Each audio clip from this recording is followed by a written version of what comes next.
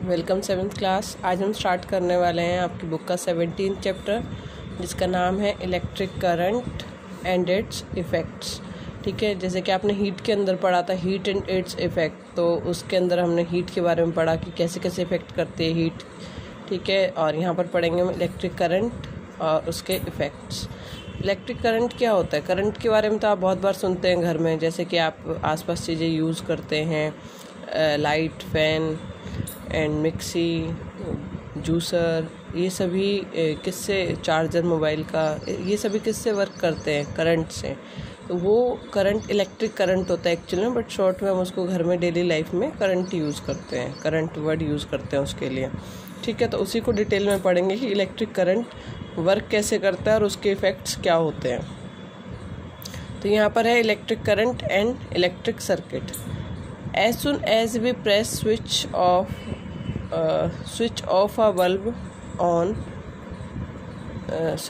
as soon as we press the switch of a bulb on, जैसे कि हम bulb को ऑन करने के लिए स्विच ऑन करते हैं, it starts glowing. Why do you think the bulb glows on putting the switch on? तो आपको ऐसा क्यों लगा कि जैसे ही बल्ब को हमने बटन को ऑन किया तभी स्विच ऑन होता है? ठीक है, उससे पहले ऑफ रहता है। There must be something flowing in the wires. This something must have energy. Otherwise, it cannot produce heat and light energy in the bulb. तो जैसे ही आपने स्विच को ऑन किया वैसे ही कोई एनर्जी थी। ठीक है, यहाँ समथिंग यूज़ किया गया है, कुछ ऐसा था जो एनर्जी थी जो फ्लो कर रही है वायर्स के अंदर, तभी वहाँ से हीट और लाइट एनर्जी निकली है बल्ब के अंदर से। ठीक है, देखिए हीट एनर्जी भी होती है जो बल्ब कई देर तक ग्लो करता है, उसके बाद आप उसको अगर ऑफ करके उसको हटाते हैं तो वो गर्म रहता है। आपने ऐसा घर में कभी ऑब्जर्व किया होगा। We call this something electric current. ठीक है, इसी को इलेक्ट्रिक करंट बोला जाता है कि जो वायर्स के अंदर मूव कर रहा है, electric current. And electric current has electrical energy. This electrical energy gets converted into light and heat energy when the current flows through an electric bulb. The electric current flows from end of the cell marked plus. तो electric current जो होता है वो flow कर रहा है, इसी की वजह से बल्ब ग्लो किया है। और ये फ्लो कैसे करता है? Electric current flows from the end of the cell mark positive. आप देखेंगे जो सेल होता है, जैसे कि टीवी का सेल वगैरह आपको भी निकाल के देखिए, एक तरफ पॉजिटिव होता है मार्क, उसको पॉजिटिव टर्मिनल बोला जाता है, वहाँ से करंट फ्लो करता है through the metal wires to the end marked minus. ठीक है, ऐसे इस तरह से सर्किट कंप्लीट होता है। अभी सर्किट डायग्राम आप पढ़ेंगे तो अच्छे से एक्सप्लेन हो जाएगा वहाँ पर ये वाला point. Electric circuit, what is an electric circuit? Connect an electric cell. एक इलेक्ट्रिक सेल लीजिए, उसको किससे कनेक्ट कीजिए? To a bulb. तो किससे कनेक्ट करेंगे? वायर्स के थ्रू करेंगे, using copper wires.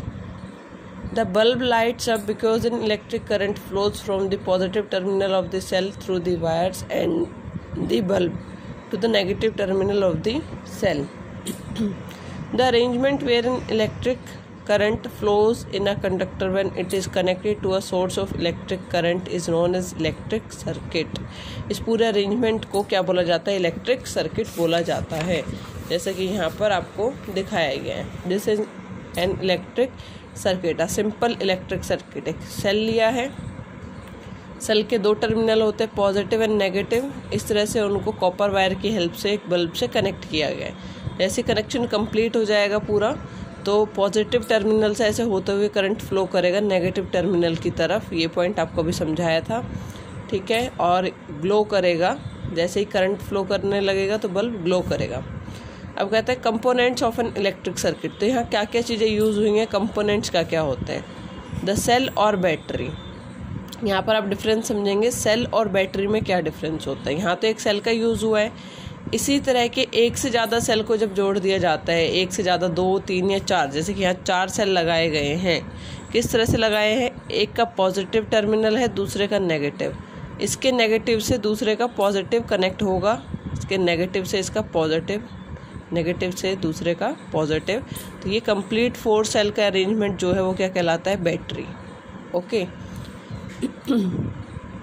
The cell और battery, you know that a cell is a source of electric current. It has a positive terminal and a negative terminal. For most application we need more than one cell.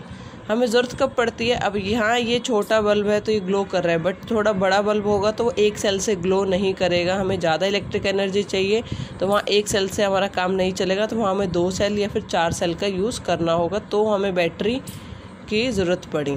So we connect 2 or more cell together. The positive terminal of first cell is connected to the negative terminal of the second cell and so on. Such a combination of 2 or more cell is known as battery. तो इस तरह के arrangement को क्या बोला जाएगा? Battery बोला जाएगा। फिगर 17.2 यही फिगर की बात हो रही है। इसके अंदर आपको क्या दिखाएगा? Shows a battery holder that you can use to make a battery of 4 cell.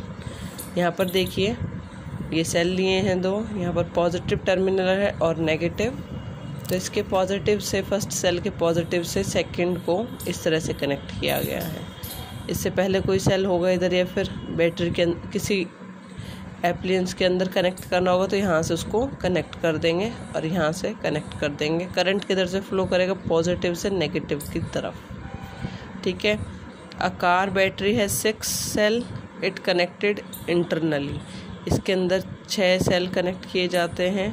A holder, a battery holder, इस तरह से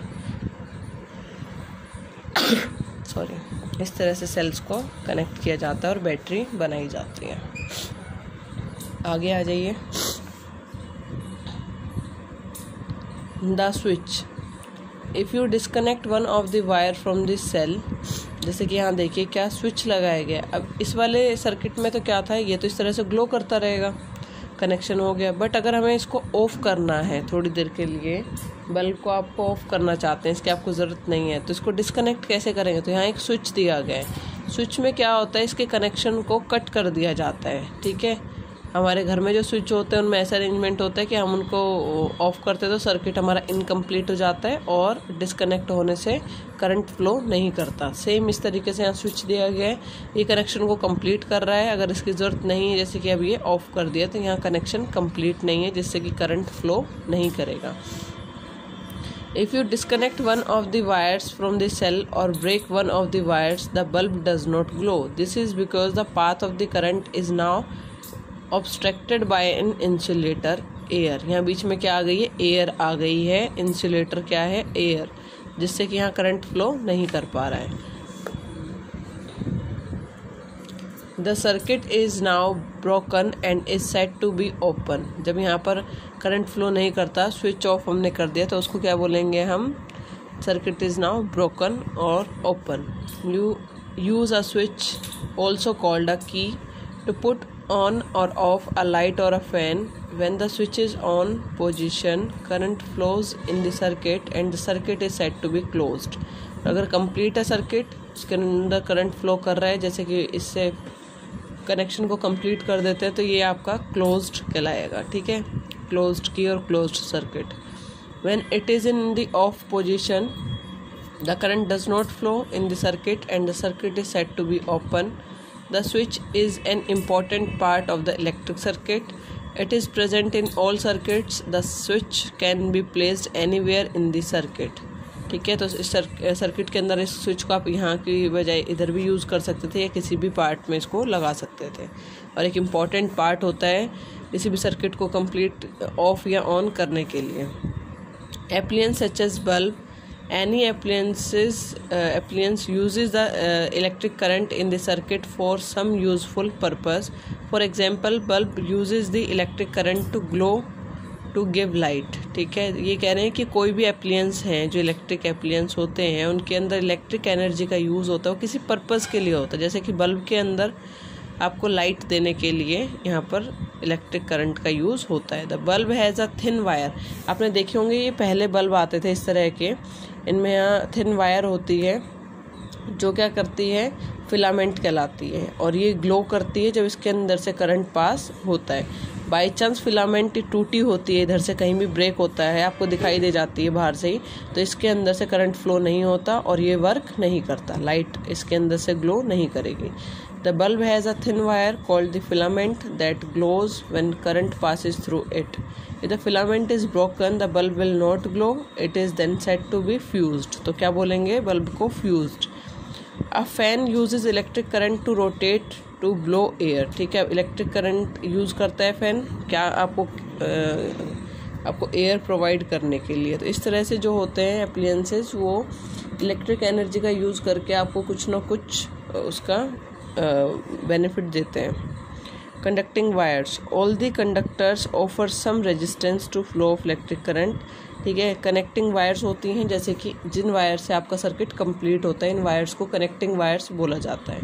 ठीक है, इनके अंदर से करंट फ्लो करता है, बट हर वायर का कुछ ना कुछ रेजिस्टेंस होता है जो करंट को फ्लो करने से रोकती हैं। थोड़ा कम होता है, किसी में ज़्यादा होता है, अलग अलग वायर्स का ये अलग अलग होता है। ठीक है, रेजिस्टेंस का मतलब है फ्लो के अंदर रुकावट, करंट के फ्लो के अंदर कुछ ना कुछ रुकावट। All the conductors offer some resistance to the flow of electric current. Copper wires offer very little resistance. ठीक है, जो वायर जितना कम रेजिस्टेंस पैदा करेगी उसके अंदर इलेक्ट्रिक करंट उतना ही ईजिली फ्लो कर पाएगा। Therefore copper wires used as conducting wires, इसी वजह से कॉपर वायर्स को हम कंडक्टिंग वायर्स के तरह यूज़ ज़्यादा करते हैं। Other such as tungsten used for making the filament of bulb. Tungsten important है, इसको मार्क कर लीजिए कि बल्ब के अंदर जो यूज़ होता है फिलामेंट वो टंगस्टन का बना होता है। Offer high resistance. ठीक है, हाई रेजिस्टेंस का मतलब है जैसे कि बल्ब का डायग्राम दिखा रही हूँ, यहाँ जो फिलामेंट है ये किसका, टंगस्टन का बना होता है। इसके अंदर से जब इलेक्ट्रिसिटी पास होती है तो ये हाई रेजिस्टेंस की वजह से इजीली करंट को पास नहीं करने देता।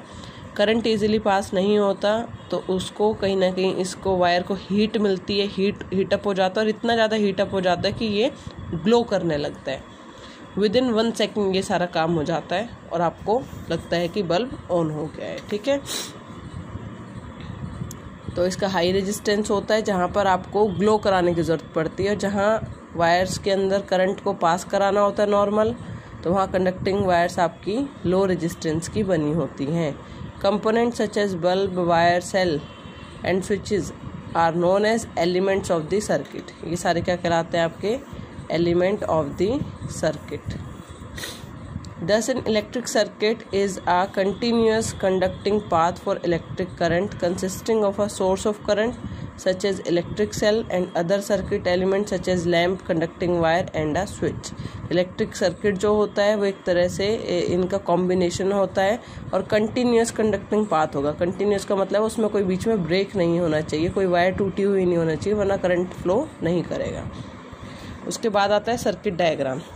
अभी जो हमने देखा है यहाँ पर, ये तो आपका सर्किट था, इसको डायग्राम के थ्रू दिखाना, ये सर्किट डायग्राम कहलाता है। ये कंडक्टिंग वायर्स दिखाई गई हैं, ये बल्ब का सिंबल है, ये की है, ओपन की है, इधर बंद कर देंगे ऐसे तो ये क्या हो जाएगी, क्लोज्ड की, और ये आपका बैटरी का सिंबल है। अगर यहाँ एक सेल होगा तो ये कहलाएगा, अगर ये एक सेल होता है इधर इतना तो ये क्या कहलाता है आपका सेल। अभी 2 सेल कनेक्टेड है तो ये क्या कहलाएगा आपका बैटरी। इसका ये है आपका नेगेटिव टर्मिनल और ये पॉजिटिव। यहाँ पर शो किए गए हैं ये सारे सिंबल्स को। लैम्प मीन्स बल्ब है यहाँ, conducting wire, switch off, switch on, cell and battery, इन्हीं का यूज़ करके सर्किट डायग्राम इस तरह से बनाया जाता है। ठीक है, आज के लिए इतना ही क्लास, फिर नेक्स्ट क्लास में देखेंगे हम पोटेंशियल डिफरेंस।